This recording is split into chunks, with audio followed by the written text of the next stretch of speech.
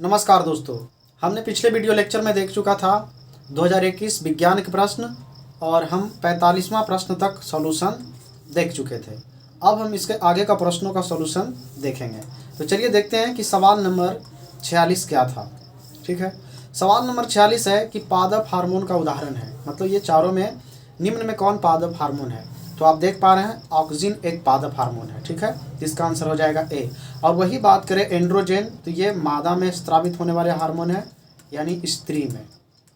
ठीक है, और वही टेस्टोस्टेरोन हार्मोन जो है वह किशोरावस्था में पुरुष में होता है। ठीक है, यानी नर में। ठीक, अब हम अगले सवाल की ओर बढ़ते हैं।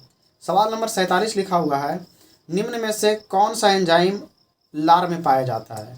मतलब लार में कौन सा एंजाइम पाया जाता है। तो लार में पाया जाता है टाइलिन। ठीक है, लार में कौन सा एंजाइम पाया जाता है, टाइलिन। और वही बात करें ट्रिप्सिन, तो ये अगन्याशय में, ठीक है, इसका स्राव अगन्याशय में होता है। और ये पेप्सिन, पेप्सिन क्या करता है, तो यह प्रोटीन को पेप्टॉन में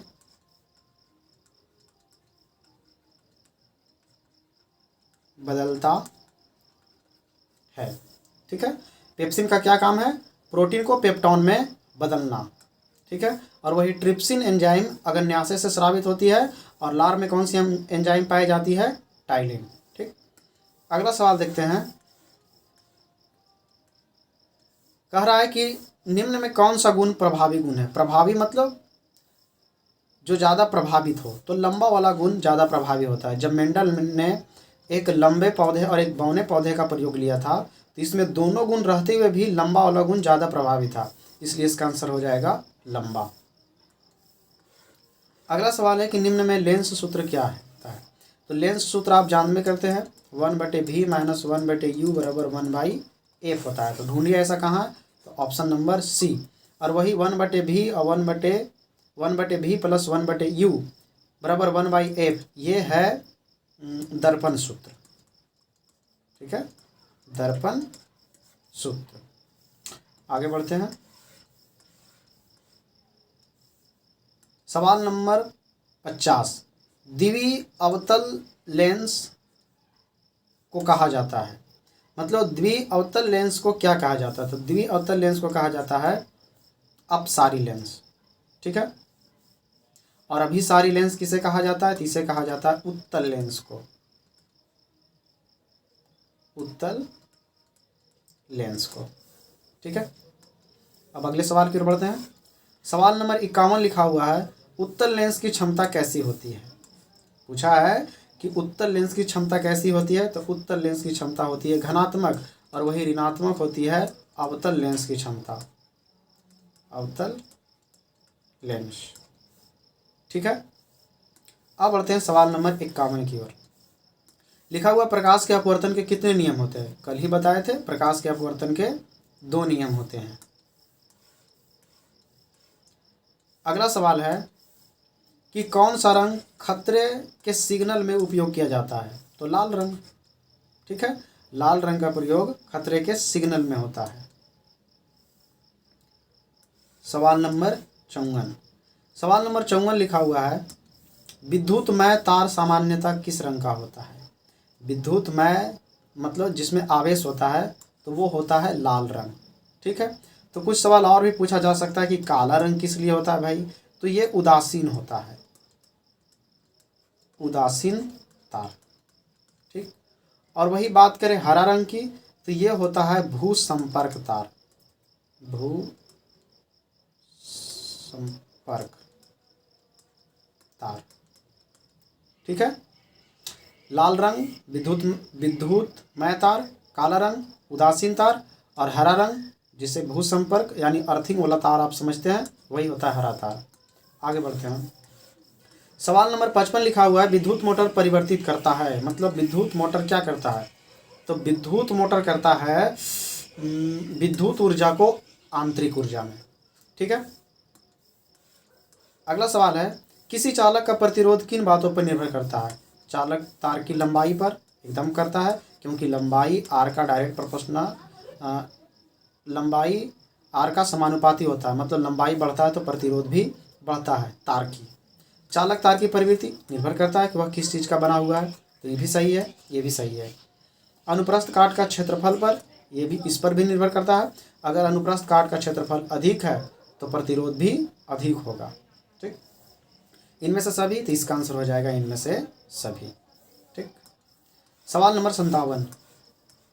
सवाल नंबर 57 लिखा हुआ है कि एक कूलम आवेश में कितने इलेक्ट्रॉनों की संख्या होती है। एक कूलम आवेश में कितने इलेक्ट्रॉन होते हैं, तो एक कूलम आवेश पर होते हैं 6.25 गुने 10⁻18 इलेक्ट्रॉन। ठीक है, और वही पूछ ले कि 1 इलेक्ट्रॉन पर कितना आवेश होता है, तो ये होता है 1.6 गुने 10⁻−19 कूलम।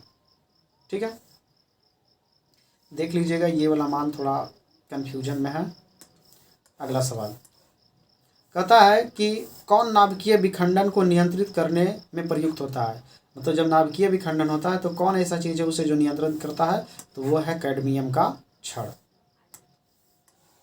अगला सवाल है कि किस देश को पवनों का देश कहा जाता है। सवाल है किस देश को पवनों का देश कहा जाता है, तो इसका आंसर हो जाएगा डेनमार्क। डेनमार्क को पवनों का देश कहा जाता है।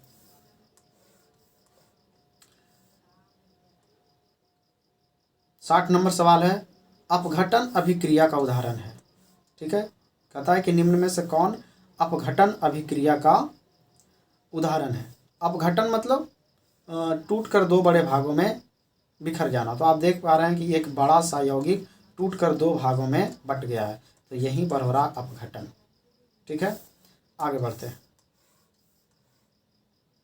इसमें और कुछ दे सकते हैं। हाँ, यहाँ पर एक अभिक्रिया और हो रहा है, यहाँ पर हो रहा है संयोजन अभिक्रिया, संयोजन। ठीक है, और कुछ कहीं हो रहा हो, चलिए ठीक है, आगे देख लीजिएगा आप। अगला है कि क्लोरोफॉर्म का सूत्र क्या होता है। 61 नंबर सवाल में क्लोरोफॉर्म का सूत्र क्या होता है, तो CHCl3। ठीक है, अगला सवाल है निम्न में कौन लवण है। लवण मतलब NaCl लवण है, इसका ऑप्शन ए हो जाएगा। अगला लोहे की परमाणु संख्या कितनी होती है, तो लोहे की परमाणु संख्या होती है 26। ठीक है, सवाल नंबर 64 कहता है किस धातु को चाकू से सरलता से काटा जा सकता है, तो ये सोडियम को काटा जा सकता है चाकू से। अगला सवाल है कि हेमाटाइट निम्नलिखित में किस धातु का अयस्क है। हेमाटाइट किस धातु का अयस्क है भाई, तो हेमाटाइट है लोहा। ठीक है, लोहा का। अगला सवाल है 66 धातु के ऑक्साइड कैसे होते हैं, तो धातु के ऑक्साइड होते हैं क्षारीय। धातु के ऑक्साइड कैसे होते हैं, क्षारीय प्रवृत्ति के। 67 नंबर सवाल लिखा हुआ है सरलतम हाइड्रोकार्बन निम्न में कौन है। सरलतम हाइड्रोकार्बन की बात करें तो मीथेन के पास चला जाएगा आंसर। 68 नंबर दही में कौन सा अम्ल पाया जाता है, तो आप जानते हैं दही में लैक्टिक अम्ल पाया जाता है। वही साइट्रिक अम्ल किस में पाया जाता है, साइट्रिक अम्ल, तो साइट्रिक अम्ल पाया जाता है संतरा में। संतरा में वही अगर बात करें ऑक्जेलिक अम्ल तो टमाटर में वही मैथेनोइक अम्ल की बात करें तो चींटी के डंक में पाया जाता है। चींटी के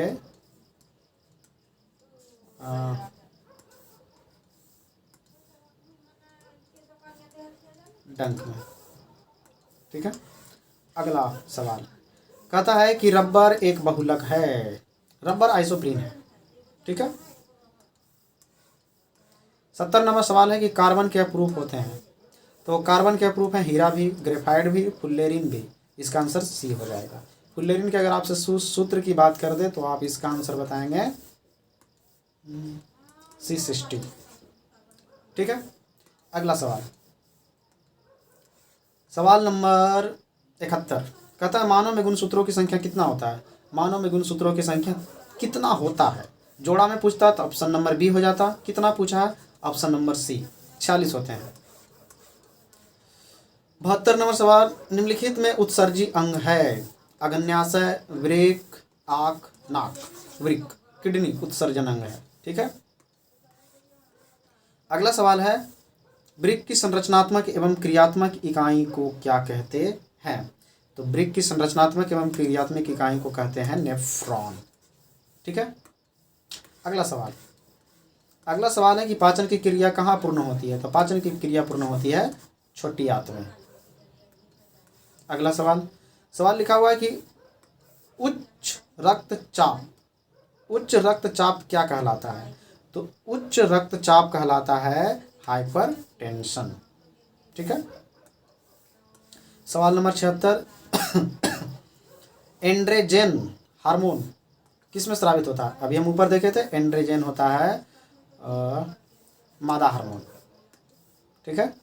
और टेस्टोस्टेरोन पुरुष हार्मोन। सबसे छोटी अंतःस्रावी ग्रंथि है अपनी पिट्यूटरी ग्रंथि। Option number B. 78, पुरुष का मैथुन अंग। ठीक है।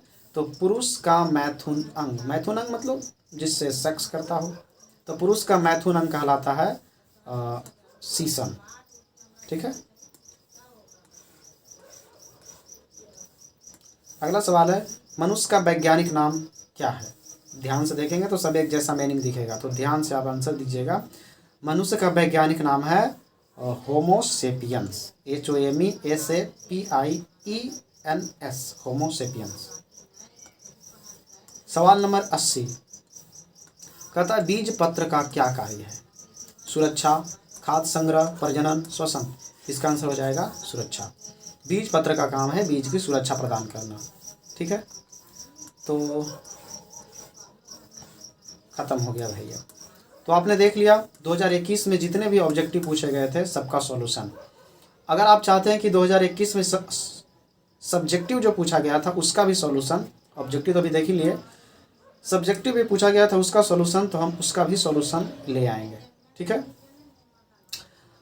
फिलहाल इंटरनेट पर क्वेश्चन जारी कर दिया गया है, तो हम उसका भी सॉल्यूशन देखेंगे। आने वाले 1-2 क्लास में वो सारा वीडियो आ जाएगा एकदम 100% सही आंसर के साथ। ठीक है। तो मिलता है अगले वीडियो में।